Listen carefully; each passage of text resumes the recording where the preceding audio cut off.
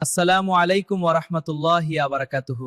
সম্মানিত উলামায়ে কেরাম, প্রিয় মুসল্লি ভাই ও বোনেরা, আজকের বিষয় রমজানের রোজা প্রথম ফরজ করা হয় এই বিষয় নিয়ে 9টি ছোট ছোট বয়ান। রমজানের রোজা প্রথম ফরজ করা হয় হিজরি দ্বিতীয় সনে। এই নির্দেশ কুরআনের মাধ্যমে আল্লাহ তাআলা নাজিল করেন। সূরা আল বাকারার 183 নম্বর আয়াতে আল্লাহ রোজা ফরজ করেন। তাই রোজা কোনো রীতি নয়, এটি ফরজ ইবাদত। রোজা শুধু উম্মত মুহাম্মাদীর জন্য নয়, আগের নবীদের উম্মতের উপরও ফরজ ছিল, তবে নিয়ম ভিন্ন ছিল। রমজানের রোজা মক্কা যুগে নয়, মদিনায় এসে ফরজ করা হয় যখন মুসলমানদের রাষ্ট্র গঠিত হয়। রোজা ইসলামের 5 স্তম্ভের একটি। দ্বিতীয় হিজরি থেকেই এই স্তম্ভ মুসলমানদের জীবনে চালু হয়। যে বছর রোজা ফরজ হয় সেই বছরই বদরের যুদ্ধ সংগঠিত হয়, যা ইসলামের ইতিহাসে অত্যন্ত গুরুত্বপূর্ণ। রোজা ফরজ হওয়ার মাধ্যমে আল্লাহ বান্দার ধৈর্য, তাকওয়া ও অনুগত্য পরীক্ষা করেন।